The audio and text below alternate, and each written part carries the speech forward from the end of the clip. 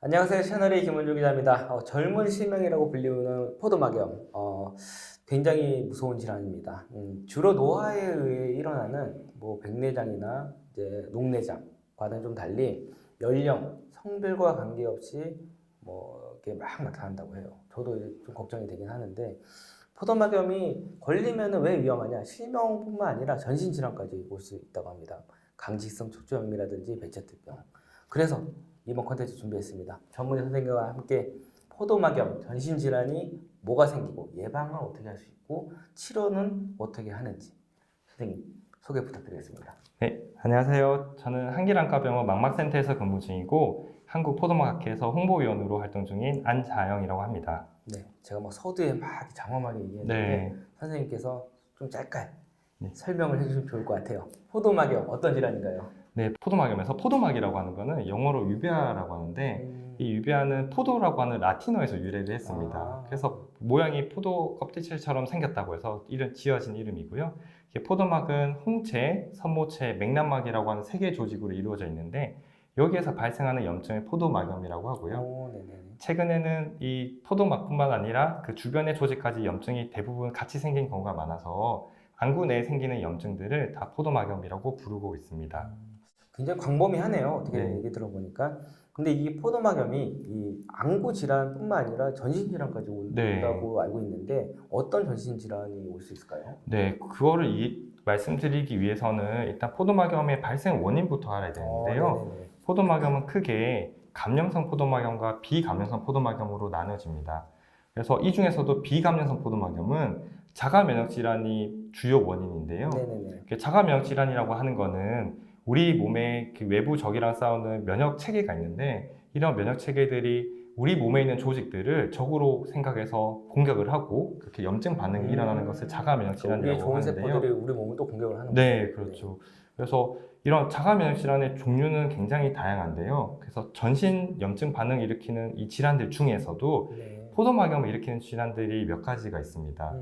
그래서 오늘은 사실은 자가 면역 질환의 이 종류가 굉장히 많은데 그 중에서도 포도막염과 잘 연관되어 있는 질환에 대해서 대표적인 질환 몇 가지만 대해서 좀 말씀을 드리려고 합니다. 네, 그게 아까 제가 좀 말씀드렸지만 배체투병도 있고, 네, 맞습니다. 강직성 척추염도 있고, 굉장히 여러 가지가 찾아보니까 있더라고요. 네. 첫 번째로 꼭 말씀드리고 싶은 질환은 배체투병인데요. 배체투병. 네, 입 안에 이제 막 맞습니다. 네, 너무 잘 알고 계시네요. 배체투병은 우리 전신에 있는 혈관에 염증이 발생하는 질환인데요. 그래서 아까 말씀하신 것처럼 반복적으로 재발되는 구강궤양이나 아니면 외음부 궤양이 발생하는 게 이 배체투병의 좀 특징적인 전신 증상이고요. 사실 그것뿐만 아니라 피부 증상도 나타나고 관절염이나 신경 증상, 관절염까지. 위장관 증상 등의 여러 조직에서 이런 염증 반응들이 발생을 할 수가 있습니다. 그러면 이 배체투병이 가지고 있는 환자들 중에 포도막염이 생기는 경우가 있는데 이 포도막염은 배체투병에서 포도막염이 생긴 분들은 재발을 많이 하게 되고 그 포도막염 중에서 아포도막염, 디포도막염 위주로 생기게 되는데 이 배체투병이 무서운 이유가 한번 생기게 되면 만성적인 경과로 가는 경우가 많습니다. 만성적인 경과로 가게 되면서 눈의 조직들이 손상이 되고 실명이 되는 경우까지 발생하는데 이 포도막염에서 실명하는 원인 중에 이 배체투병이 가장 중요하고 무서운 질환 중에 하나입니다. 그러면 그 비율이 배체투병이 오고 포도막염이 오는 건가요? 아니면 포도막염 때문에 배체투병이 오는 건가요? 네, 그 부분도 말씀을 드리고 싶은데요. 그래서 그 배체투병이 있는 환자들 중에 그럼 포도막염이 어느 정도의 비율로 있나가 궁금하실 수 있을 것 같은데 배체투병이 있는 환자 중에 한 70%의 환자들이 포도막염이 같이 동반이 됩니다. 그러면 말씀하신 대로 어느 게 먼저 오는지에 대해서 궁금증이 생길 텐데요. 그래서 대부분의 그 배체투병은 전신 증상이 나타나는 경우가 더 많지만 배체투병 환자의 약 20% 정도에서는 포도막염의 증상이 나타나서 안과를 내원해서 포도막염으로 먼저 진단을 받고 추가적인 검사를 하다 보니까 배체투병으로 진단되는 경우가 있습니다. 그래서 안과 증상에서 먼저 발견이 돼서 배체투병으로 진단받는 경우도 있고요. 배체투병의 전신 증상이 먼저 나타난 이후에 포도막염 증상이 나타나는 경우도 있습니다. 그리고 이제 강직성 척추염도 말씀해 주셨는데 강직성 척추염은 제가 알기로는 척추에 염증이 생기는 거죠? 네, 맞습니다. 근데 안구랑 이게 예측이 안 되는데 말씀하신 대로 강성 척추염은 척추에 염증이 생기면서 척추 마디가 이렇게 굳어지는 질환을 네네네. 말하는데요. 이 염증이 생기는 원인이 자가 면역 질환의 원리로 생기게 됩니다. 이게 자가 면역 질환이 앞서 말씀드린 대로 우리 몸에 있는 조직을 공격을 하게 되는데 척추에 염증을 일으키는데 이 포도막염이라고 하는 눈의 조직에도 염증을 일으키면서 같이 눈 증상이 발생을 할 수가 있고요. 강지성 척추염 환자가 좀 잘 알아야 할 거는 네. 대표적인 증상들이 있는데 대개는 초기에 요추, 허리 쪽 척추랑 엉덩이 관절에서 먼저 염증이 발생을 하게 되고 대부분은 허리 아래쪽 통증, 엉덩이 통증으로 시작을 하게 됩니다. 그리고 제일 특징적인 증상은 뭐냐면 이 강지성 척추염 환자는 자다가 일어났을 때는 허리가 되게 뻣뻣하고 잘 움직여지지 않고 통증이 있는데 일어나서 우리가 활동을 하고 움직이기 시작하면 오히려 이런 증상들이 좋아집니다. 이 되게 일반적인 관절염은 좀 다른 특징적인 증상인데요. 이런 증상이 있을 때는 강직성 척추염을 의심할 수가 있고요. 강직성 척추염에 있는 환자 중에 발생하는 포도막염의 경우에는 네네. 대다수가 급성으로 발생하는 전방 포도막염이 많습니다. 앞 포도막염이 많습니다. 네네. 근데 이 강직성 척추염에서 의한 포도막도 재발을 많이 하게 되고 그 장기간의 꾸준한 관리랑 치료가 필요한 경우가 많습니다. 그 외에 어떤 질환이 또 동반될 수 있을까요? 네. 그 다음에는 우리가 사르코이드 증이라고 하는 질환이 있는데요. 생소하네요. 네, 이름이 되게 생소하실 네. 텐데요. 사르코이드 증은 우리 백혈구가 변형된 백혈구들이 자기들끼리 뭉치면서 유가종이라고 하는 그 양성 종양을 만들게 되는데 네네네. 이런 유가종이 우리 몸에 있는 폐라든지 아니면 피부, 눈 또는 이렇게 림프선 등에 침입을 하면서 전신에 있는 장기에 그 염증을 일으키고 침범을 하는 병을 사르코이드증이라고 합니다. 사르코이드증 환자의 경우에는 이 포도막염이 발생하는 비율이 약 20에서 30% 정도가 발생을 하게 꽤 많이 되는데, 발생하네요. 네. 그래서 사르코이드증이 있는 환자에서 발생하는 포도막염의 경우에는 대다수가 앞포도막염이 많지만 그 외에도 뒷포도막염이나 앞포도막염 둘 중에 하나가 대부분 발생을 하게 되고요. 이 사르코이드증에서 발생하는 포도막염도 만성적인 경과로 가는 경우가 많아서 이 장기적인 치료가 좀 필요한 경우라고 하겠습니다. 이게 약간 중복된 질문일 수도 있겠지만 이 포도막염 중에 어떤 증상이 보이는지 포도막염의 네. 경우 전신 질환의 유무를 좀 판단을 해서 내가 병원을 빨리 가야 될까요? 네. 그래서 일단은 이 포도막염이 있을 때 발생하는 그 증상이 대표적인 거는 충혈, 그리고 안구 통증, 그리고 시야 흐림, 그 다음에 비문증 등의 증상들이 발생을 할 수가 있는데요. 네네네. 이 증상만 가지고는 이게 그 전신 질환과 관련된 포도막염인지 아닌지를 정확히 알 수가 없습니다. 그래서 이 전신 질환과 관련된 포도막염에서 아까 말씀드린 질환들의 전신 증상들이 어떤 게 나타나는지에 대한 연관성을 잘 살펴봐야 되는데요.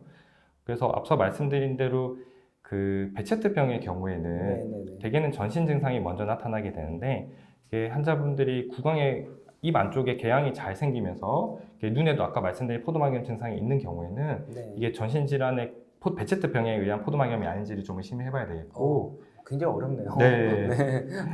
그리고 허리 통증, 허리가 아프면서 본인 앞포도막염이 한 번씩 생긴다.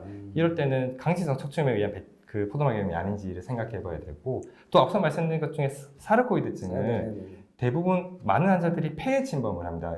사르코이드증이. 네. 그래서 그 젊은 분인데도 호흡기 증상이 있다든지 아니면 우연히 촬영한 흉부 엑스레이에서 폐 이상 증상이 있으면서 포도막염을 치사할 수 있는 아까 안과적 증상이 동반될 때는 그 사르코이드증에 의한 포도막염이 아닌지 이런 것들을 감별해 볼 필요성이 있습니다. 진짜 전신 질환이네요. 눈으로 시작했는데 진짜 네. 이 머리부터 네, 발끝까지. 전신에 발생할 수 있는 질환이라서 그렇습니다. 그럼 전신 질환으로 유발되는 이 포도막염을 좀 예방할 수 있는 방법이 있을까요? 포도막염이라는 질환 자체가 사실은 완치가 잘 없는 질환이라고 보시면 되는데요.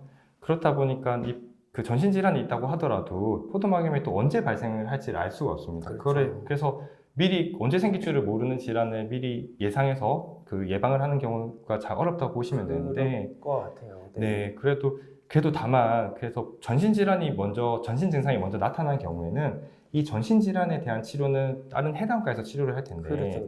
그런 치료들을 잘 하는 경우에는 포도막염의 발생도 어느 정도 줄일 수 있을 거라고 생각이 됩니다. 그러면 이 전신 질환으로 나타나는 포도막염과 일반 포도막염 치료 네. 방법이 좀 접근 방법이 좀 다른가요?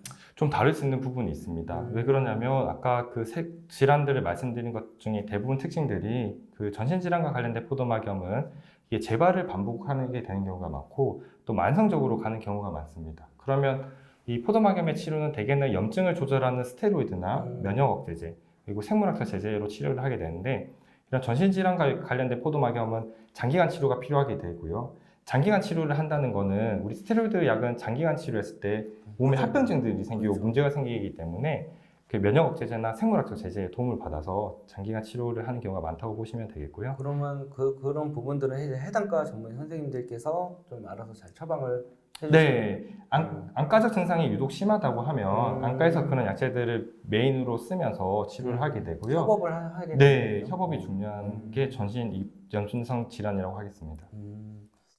그러면은 이 포도막염이 굉장히 무서운 질환인 것 같아요. 네. 뭐 이거 하나로 끝나는 게 아닌 것 같은데 좀 그냥 일반적으로 네, 포도막염이 굉장히 광범위하긴 하지만 네. 포도막염을 좀 예방할 수 있는 평소의 생활 습관이 좀 뭐가 있을까요?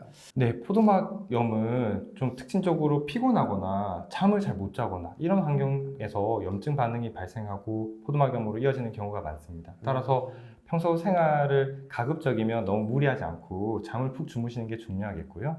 그것보다 중요한 건 사실 뭐냐면 이 포도막염에 대한 증상들을 앞서 설명을 드렸는데 이런 증상이 발생을 했을 때 빨리 안과에 내원해서 조기 진단을 받고 적절히 치료를 받는 게 제일 중요하겠습니다. 그럼 내가 눈이 좀 이상이 있다 그러면은 주기적으로 안과를 가서 좀 검사를 받아보는 것도. 네, 그래서 검사를 받아봐야지 이게 포도막염인지 아니면 단순 건조증이나 다른 뭐 결막염 같은 질환들도 있기 때문에 그 진료를 받아보시고 이게 포도막염이 아닌지를 확인을 해보시는 게 중요하겠습니다. 네, 선생님 오늘 이렇게 많은 말씀을 해주셨는데 아마 좀 유용한 콘텐츠가 좀 되지 않나 싶어요. 저도 오늘 많이 공부를 한 것 네. 같아요. 이 포도막염이 쉽게 보면 안 되는 질환이구나 좀 네. 생각을 했고 좀 불편한 감이 저도 좀 있어요. 살다 네. 보면은 좀 주기적으로 이제 안과를 가서 좀 검진도 받아보고 내 상태를 좀 많이 주기적으로 체크하는 것도 나쁘지 않을 것 같습니다. 저희 마지막 시그니처 인사 네. 하고 계시죠? 네, 알고 있습니다. 뭐 일부 이제 저희 위에 이제 상단에 띄워놓을 건데 뭐 한번 전편을 한번 촬영한 이력이 있기 때문에 아마 네, 엔딩 인사를 알 것 같은데 한 번만 해주세요. 알겠습니다. 자 하나 둘 건강하세요. 건강하세요.